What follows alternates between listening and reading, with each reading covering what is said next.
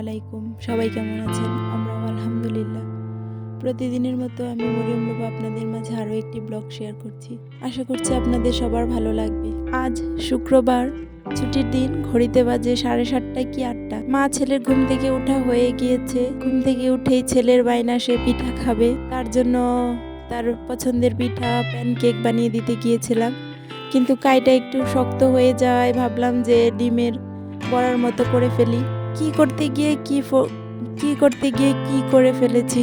যাই হোক, মাশাআল্লাহ খেতে দারুণই হয়েছিল। এদিকে পিঠা বানানো শেষ। চুলায় আমি চাও করে নিয়েছি আর চুলায় বসিয়ে দিয়েছি লাল শাক। গতকাল এটা কেটে বেছে ধুয়ে রেখেছিলাম, আজ সকাল সকালই বসিয়ে দিলাম। 2 কাপে চা ঢেলে নিলাম মা ছেলের জন্য। মা ছেলে চা খেতে খেতে তাদের বাবা ও ফুপ্পিও উঠে গেছে, তাদের পিঠা নাস্তা দিলাম। এদিকে চুলায় যে শাকটা বসিয়ে দিয়েছিলাম সেটাও মজে গিয়েছে। পিঠার বেঁচে দেওয়া তেলটা একটা কাপে উঠিয়ে নিয়েছি আর আজকের পরিমাণে শাক রেখে বাকি শাকটাও বক্সে ভরে নিয়েছি। আজ সকালবেলা করব মাছ ভর্তা আর লাল শাক। সকালের এই সিম্পল খাবারটাই অসাধারণ লাগে যখন পরিবারের সবাই একসাথে খাওয়া হয়। নর্মালি ছুটির দিনগুলো ছাড়া এই সুযোগটা খুব বেশি পাওয়া যায় না। আজ আপনাদের মাঝে শেয়ার করব ভাবছি মাছ ভর্তার এই সিম্পল কিন্তু অসাধারণ রেসিপিটা। এটা আমার আম্মু আর আমার শাশুড়ি দুজনে প্রায় সেমই করে। ওনাদের কাছ থেকেই শেখা আমার এই মাছ ভর্তাটা। প্রথমে চুলায় মাছটাকে ভেজে উঠিয়ে নিয়েছি একটা পাত্রে। তারপর ওই মাছ ভাজার তেলের মাঝেই পেঁয়াজ, কাঁচামরিচ ও রসুন হালকা করে টেলে নিয়েছি। এখানে রসুনের পরিমাণটা পেঁয়াজের থেকে একটু কম হবে। এদিকে চুলায় ভাত বসিয়ে দিয়েছি। ভাত বসিয়ে এবার মাছ ভর্তাটা করে নেব। মাছ ভর্তায় প্রথমে লাগছে রসুন, কাঁচামরিচ, মাছ, আদা কুচি, ধনেপাতা কুচি, পেঁয়াজ, শুকনো মরিচ আর লবণ। শুকনো মরিচ দিয়ে লবণটাকে ভালো করে মেখে তারপরে মরিচগুলোও ভালো করে মেখে নিব। এখানে আদা কুচিটা মাস্ট ব্যবহার করবেন। অবশ্যই আদা কুচি না দিলে এই মাছ ভর্তার স্বাদটা একদম খারাপ হবে, মানে অথেন্টিক যে মাছ ভর্তার স্বাদ ওটা পাওয়া যাবে না। এখানে ভালো করে সমস্ত ইনগ্রিডিয়েন্ট একসাথে মেখে নিয়ে তারপর মাছটাও কাটা বেছে নেব। আজ হয়েছে কি, মাছ এক পিঠ হয়েছে আরেক পিঠ হয়নি, তাই চুলায় যে ভাত বসিয়েছিলাম ওই ভাত নামিয়ে দিয়ে চুলায় মাছটা আবার দিয়ে এসেছি। এদিকে আপনাদের সকালের পরিবেশটা দেখিয়ে দিলাম। আজ বাইরে এত কুয়াশা, এখন প্রায় 10:30টার মতো বাজে, কিন্তু ঘন কুয়াশার জন্য কিচ্ছু দেখা যাচ্ছে না বাহিরে। সূর্যেরও দেখা নেই আজ। আর বাহিরে কনকনে একটা ঠান্ডা বাতাস দিচ্ছে, যার কারণে আমি জানালাগুলো লাগিয়ে রেখেছি, নয়তো ঘরটাও ঠান্ডা হয়ে যাচ্ছে। এদিকে আমার মাছ ভাজা হয়ে গিয়েছে।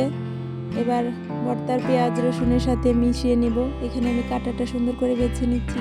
ভর্তাটা যত মিশানো যাবে তত সুন্দর হবে। অবশ্যই এই ভর্তাটা হাত দিয়ে করতে হবে।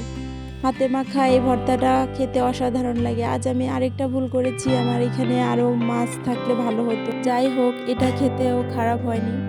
এদিকে আমি ঘরেরও টুকটাক কাজ করে নিচ্ছি। আমার ছেলেকে কাপড় পরিয়ে রাখা খুবই কষ্ট, সে বারবার শীতের কাপড় খুলে ফেলে। এদিকে আমি ঘর পরিষ্কার করছিলাম। সে সারা বাড়ি খেলনা দিয়ে খেলনাময় করে রেখেছে, আমি একে একে সবগুলো গুছিয়ে নিচ্ছিলাম। প্রথমে শোয়ার ঘরটা ভালো করে ঝাড়ু দিয়ে নেব। আজ ভাবছি ঘরগুলো মুছে দিব, কারণ কয়েকদিন ধরে মোছা হচ্ছে না। আর দেখা যায় যে আমার ছেলে কয়েকদিন ধরে পাউডার ফেলে এত নোংরা করে, সাদা টাইলস তো আরও খারাপ দেখা যায়। তাই প্রথমেই ঘরটা ঝাড়ু দিয়ে নেব, সময় পেলে পরে মুছে নেব। এদিকে একে একে সবগুলো ঘরও ঝাড়ু দেওয়া শেষ। ওইদিকে আমার চুলায় রান্নাটাও হচ্ছিল। শোয়ার ঘর গোছানো শেষ, এবার ডাইনিং রুমটাও পরিষ্কার করে নেব। এখানে সোফায় বসে সারাক্ষণ এটা সেটা করা হচ্ছে, আর সোফার যে আমি বালিশগুলো পেতে রেখেছি ওগুলো এলোমেলো করে দিচ্ছে। সবগুলো কাজ একা হাতে করছিলাম। আমার ছেলে আমাকে সাহায্য করছিল, তো তার সাহায্য আমার জন্য তো বিশাল ব্যাপার স্যাপার। টেবিলে বসে চা খেয়েছিলাম, এটা নোংরা হয়ে আছে। আমার ছেলে চাও ফেলে দিয়েছিল, এটা পরিষ্কার করে নিলাম সুন্দর করে। গাছটাও জায়গা মতো রেখে দিলাম। আজ ভাবছি সকালবেলা একটু গুছিয়ে খাওয়া দাওয়া করব, তাই প্রথমে প্লেটে সুন্দর করে গুছিয়ে নেব খাবারগুলো। এই আইডিয়াটা গতকাল আমি ফেসবুকে একজন পোস্ট দেখে পেয়েছিলাম, ভাবলাম যে আমিও করি। জিনিসটা আসলে খুবই সুন্দর। আসলে সাজানো গোছানো সুন্দর খাবার দেখলে সবারই খেতে মন চায়। আমার ছেলেকে আমি যদি এইভাবে সাজিয়ে দিই, দেখা যায় যে সে অল্প অল্প করে খাওয়া শুরু করে, নয়তো দেখা যায় যে খাওয়ার প্রতি তার আগ্রহ একদমই নেই। খাবার খেতে গেলে তার প্রথমেই লাগবে মোবাইল। আগেকার যুগে মা বাবারা কত অ্যাক্টিভ ছিল, আর এখন আমরা কিছু না হতে বাচ্চাদের মোবাইল হাতে ধরিয়ে দিই। কত সহজ হয়ে গেছে দিনটা, কত সহজ হয়ে গেছে যুগটা। আসলেই কি তাই? নিজের অজান্তেই না জানি কত বড় ক্ষতি করে ফেলছে আমাদের সন্তানের জীবনটা। আমার সাজানো গোছানো খাবার দেখে বাবুর আব্বু হাসছিল, বলছিল তুমি কি ভিডিও করছো বলে এরকম করছো? আমি বলি যে হ্যাঁ, আপনি খান, খেয়ে বলুন কীরকম হয়েছে। সে বললো যে না, ভালোই হয়েছে। এখানে তাকে আমি পানি দিয়েছিলাম এনে। বাবুর আব্বুকে খেতে দিয়ে আমরা নিজেরাও খেতে বসে নিয়েছি। আমি আমার ছেলেকেও খাইয়ে দিয়েছি। তাকে খাওয়াতে গেলে একটা যুদ্ধ, প্রায় 1 ঘন্টার মতো সময় লেগে গিয়েছে। এখন বাজে 11:30টার মতো। এই সবে মাত্র রোদটা উঠলো। সকালের খাওয়া দাওয়া শেষ। তারা বাবা ছেলে চলে যাচ্ছে ছেলের মেঝো ফুপ্পির বাসায়। আমি যে গাছগুলো এনে রেখেছিলাম ওগুলো লাগাবো বলে মাটি তো নিয়ে এসেছে, কিন্তু লাগানোর পাত্র নেই। আপার বাসায় তেলের বড় বড় জার ছিল, ওগুলো এনে লাগাবো ভাবছিলাম, আর কিছু দরকারও ছিল। তাদেরকে বিদায় করে দিয়ে আমি সোফায় বসে অনেকক্ষণ রেস্ট করেছি। মূলত এখানে বসে বসে আমি ভয়েস ওভার করছিলাম। এখন যেহেতু ছেলে বাসায় নেই, তাই এই মোবাইলের এডিটিংয়ের কাজটা আগে করে নিচ্ছিলাম। ছেলে বাসায় থাকলে দেখা যায় যে এডিটিং করার সময় অনেক বিরক্ত করে, আর দেখা যায় যে তার সামনে যদি মোবাইল চাপিয়ে দেয় সেও আকর্ষণ ফিল করে মোবাইলের প্রতি, মানে সেও চায় মোবাইল। তাই ভাবছি সে যখন ঘুমিয়ে থাকবে বা আড়ালে থাকবে তখন এডিটিংগুলো করে নিব। তারপর প্রায় জোহরের আজান দিয়ে দিচ্ছে, ওই মুহূর্তে উঠলাম। উঠে এখানে আমি সমস্ত ঘর মুছে নিচ্ছি সুন্দর করে। আজ সারা বাড়ি মপ করেছি। টেবিলের এই নিচটা প্রতিদিন তো মপ করার সময় ভালো করে পরিষ্কার করা হয় না। আজ ভাবলাম যে এটা যেহেতু সময় পেয়েছি, তাই টেবিলের নিচটাও সুন্দর করে পরিষ্কার করে দেই। দেখা যাচ্ছে যে এখানে প্রচুর ময়লা থাকে, এগুলো পরিষ্কার করতে গেলে ঝামেলা, তাই উপর উপর করে ফেলি। কিন্তু যখন সময় পাই মন চাই যে না, সুন্দর করে ডিপ ক্লিন করি। ডিপ ক্লিন করলে দেখা যাচ্ছে যে মনটাও ফ্রেশ লাগে, যে না আজকে সুন্দর করে পরিষ্কার করলাম, আমার কাজটা ভালোই হলো। সারা বাড়ি মোছা শেষ করতে করতে বাবুর আব্বু চলে এসেছিল। বাবুকে নিয়ে আসেনি, সে তার ফুপ্পির বাসায় থাকবে। যেহেতু আজ শুক্রবার, জুমার নামাজের দিন, উনি জুমার নামাজ পড়তে যাবে, তাই বাবুকেও আর জোরাজোরি করেনি। ও রয়েছে, সে পরে যেয়ে নিয়ে আসবে। উনি এসে গোসল করে রেডি হয়ে নিয়েছে, উনি চলে যাচ্ছেন নামাজে। আজ দুপুরের মেনুতে কি করব ভাবছিলাম। এখানে আমি ঝটপট সাদা পোলাও করে নিয়েছি। এখানে ধনেপাতার পকোড়া করার জন্য ধনেপাতা মেখে রেখেছি। আজ ফ্রোজেন মাংস রান্না করব। এটা ফ্রোজেন গরুর মাংস কষিয়ে রেখে দিয়েছিলাম। এখানে গতকাল কিছু পেঁয়াজ বেটে রেখেছিলাম, ওগুলোই দিয়ে দিলাম। রসুন আর আদা ব্যবহার করিনি। পেঁয়াজের সাথে গুঁড়া মশলা যা লাগে সব দিয়ে অল্প একটু তেলও দিয়ে দিয়েছি। এখানে এটা ভালো করে কষিয়ে নেবে।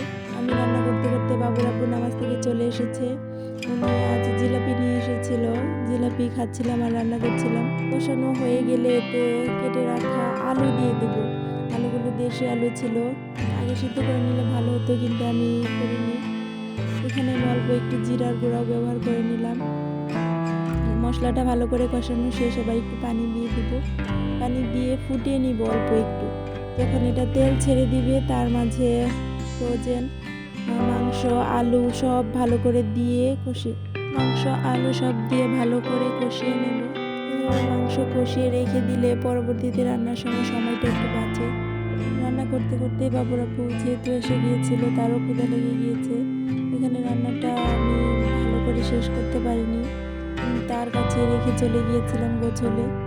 আর বড়া ভাজবো ভাবছিলাম, উনি বড়া ভাজতে না করলো, যে বললো এক তরকারি দিয়েই খেয়ে নেবে।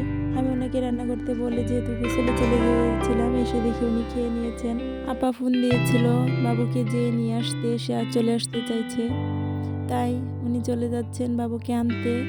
আর এদিকে আমি নামাজ পড়ে নিয়েছি, আমার ননদও নামাজ পড়ে নিয়েছে। আমরা দুজন এবার খেয়ে নিব। দুজনের জন্য প্লেটটা সাজিয়ে নিয়েছি। এখানে আমি দুজনের জন্যই তরকারি বেড়ে নিলাম, যেহেতু এক তরকারি, তাই ভাবছিলাম বড়া হলে ভালোই হতো, কিন্তু আজকে রান্না করতে করতে অনেকটা লেট করে ফেলেছি, যার কারণে আর বড়া ভাজা হয়নি। সমস্যা নেই, এটা দিয়েই খেয়ে নিব দুজনে। আমি খাবার খাচ্ছিলাম আর জানালা দিয়ে বাইরে তাকিয়েছিলাম কখন আসবে আমার ছেলে। ভাবছিলাম একটু ভিডিও করবো, এই জন্য বারবার দেখছিলাম। এদিকে খাওয়া দাওয়া শেষ করে নিয়েছি।